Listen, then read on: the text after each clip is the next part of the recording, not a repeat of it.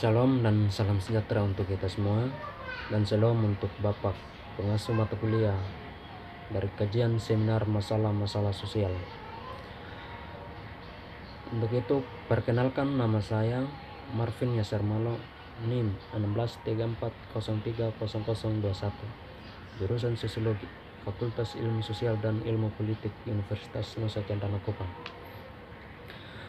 Dalam video kali ini saya akan menjelaskan tentang hasil analisis saya dari buku yang saya telah review tentang masalah sosial laki-laki menurut riset Uni Eropa Aktif Ilmu Sosial dan Kemanusiaan. Nah, dalam buku tersebut membahas tentang masalah-masalah sosial yang terjadi di negara-negara Eropa. Nah, pada poin yang pertama di situ saya jelaskan tentang menurut lembaga Direktorat Ilmu Sosial dan Humaniora tentang pandangan ke masa depan adalah mereka membahas bidang ilmu sosial. Nah, dalam bidang ilmu sosial tersebut membahas tentang ekonomi dan tantangan untuk negara-negara di Eropa. Nah, ini mengidentifikasi dan menganalisis untuk tren utama dalam kaitannya dengan tantangan dan ujian ini. Nah, negara-negara di Eropa dalam terang tujuannya untuk pandangan ke masa depan, mereka mengeluarkan strategi utama untuk pekerjaan adalah transisi menuju ekonomi berbasis pengetahuan dan kecerdasan pada masyarakat di negara-negara Eropa. Nah, lembaga tersebut mengeluarkan kebijakan tentang konteks keseluruhan untuk pekerjaan bagi masyarakat atau warga-warganya yang berada di negara Eropa. Nah, kebijakan tersebut menekan masyarakat untuk suatu pekerjaan atau suatu lembaga pekerjaan bagi masyarakat itu berbasis pengetahuan untuk ekonomi tersebut. Nah, ini artinya masyarakat Eropa ditekan untuk menuju ke transisi ekonomi itu harus berbasis pengetahuan. Nah, itulah yang dijelaskan salah satu Direktorat Ilmu Sosial dan Humaniora yang ada di Eropa. Pada poin yang pertama di situ saya jelaskan tentang masalah sosial dan problematisasi kemasyarakatan pria maskulinitas. Nah, di situ dijelaskan bahwa poin-poin utama dari laporan riset nasional. Nah, laporan-laporan tersebut membahas tentang riset-riset yang telah diteliti setiap negara yang ada di Eropa. Nah, laporan-laporan tersebut adalah laporan yang berkaitan dengan masalah-masalah sosial yang ada di negara Eropa. Nah, laporan nasional yang berbeda jenis dengan setiap negara-negara adalah intinya mempunyai pokok yang berbeda, tetapi melalui jalur penelitian. Nah, beberapa riset-riset telah difokuskan tentang keadaan umum penelitian. Hal ini tentang konten penelitian atau implikasi lainnya.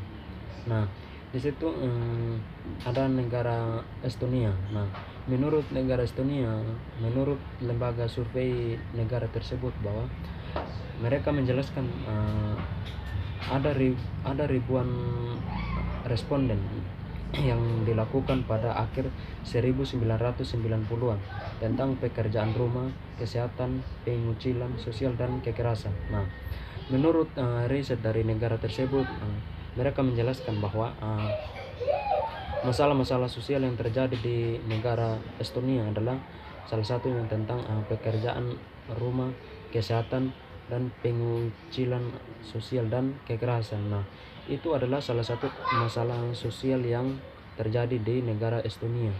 Nah, menurut riset atau laporan dari negara tersebut bahwa mereka telah menjelaskan bahwa masalah yang mereka temui di negara tersebut seperti itu. Nah, cakupan relatif baik pada pekerjaan dan kesehatan, bukan pada pengucilan sosial. Nah, artinya cakupan relatif baik pada pekerjaan dan kesehatan, bukan pada pengucilan sosial.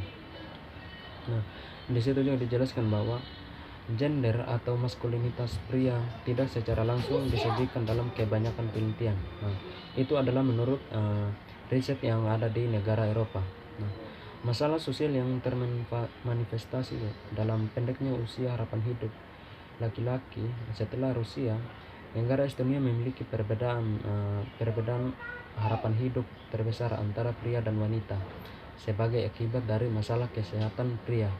Nah, menurut itu adalah riset yang terjadi di negara Estonia. Artinya menurut laporan dari negara tersebut, bahwa apa yang mereka telusuri dari setiap atau segala aspek kehidupan masyarakat yang ada di Estonia, dan segala aspek kehidupan masyarakat yang ada di Estonia mereka telah temui secara atau mereka telah temui dengan melakukan penelusuran atau penelitian di negara Estonia.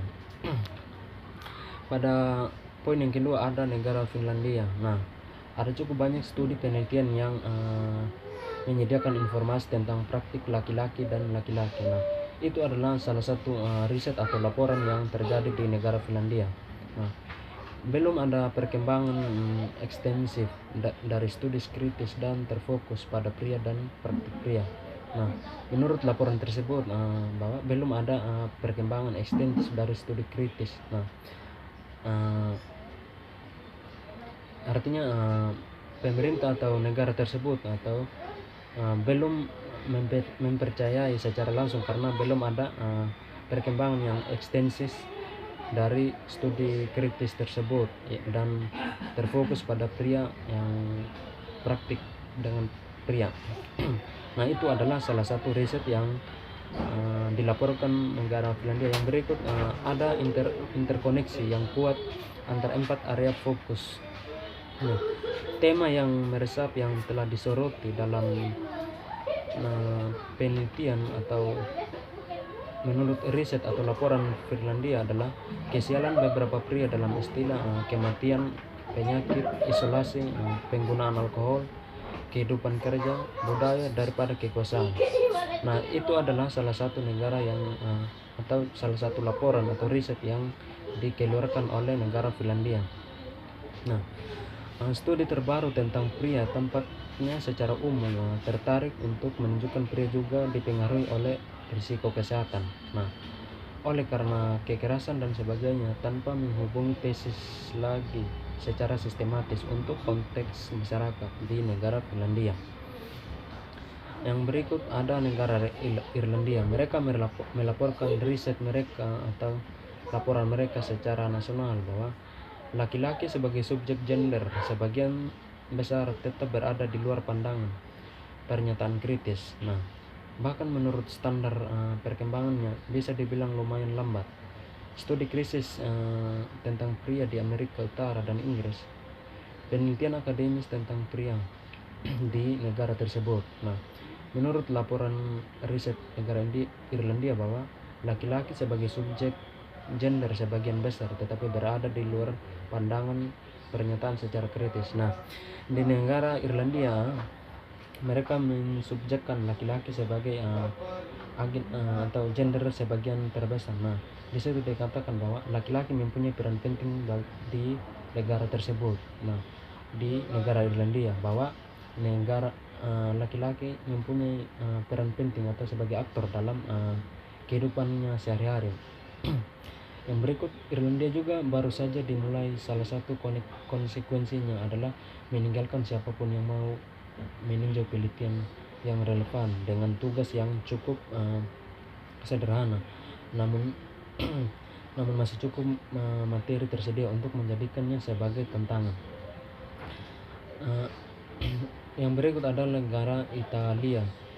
Karya-karya umum telah diproduksi tentang identitas dan peran laki-laki, hubungan antara jenis kelamin pria dan wanita. Nah, itu adalah salah satu riset atau laporan yang dikeluarkan negara Italia tentang karya-karya umum yang telah diproduksi tentang identitas dan peran laki-laki. Nah, itu adalah salah satu yang atau laporan dari riset dari negara Italia.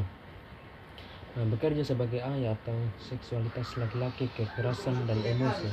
Satu fokus khusus adalah kompleksitas dinamika keluarga dengan bentuk-bentuk kebapaan yang kurang lebih tradisional. Yang berikut Latvia.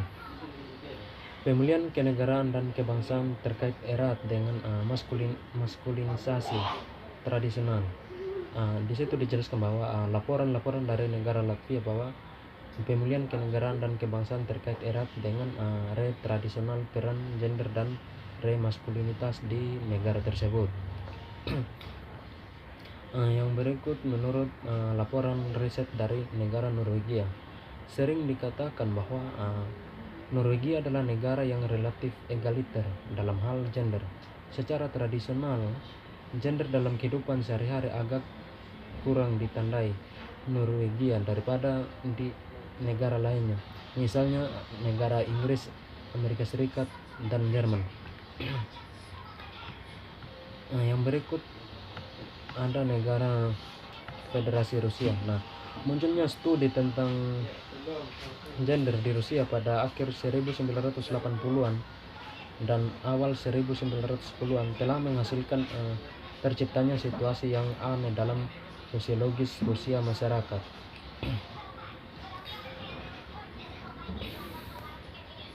Pada poin yang berikut tentang kesenjangan yang diidentifikasi dari laporan riset nasional.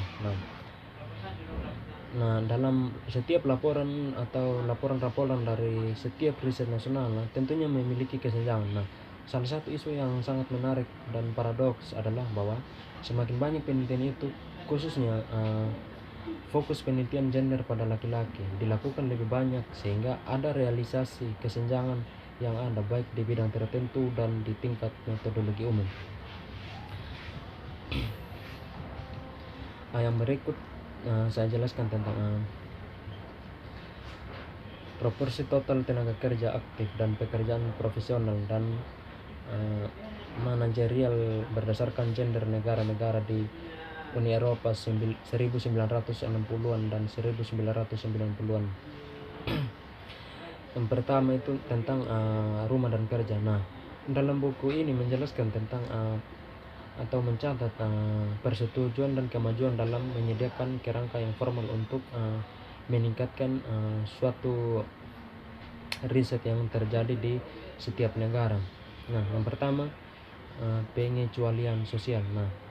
Beberapa ukuran finansial yang memerangi kemiskinan secara khusus ditargetkan untuk menuntaskan isu tersebut.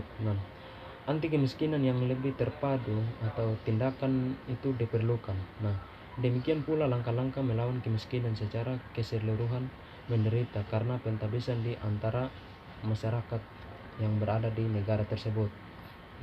Yang berikut tentang kekerasan.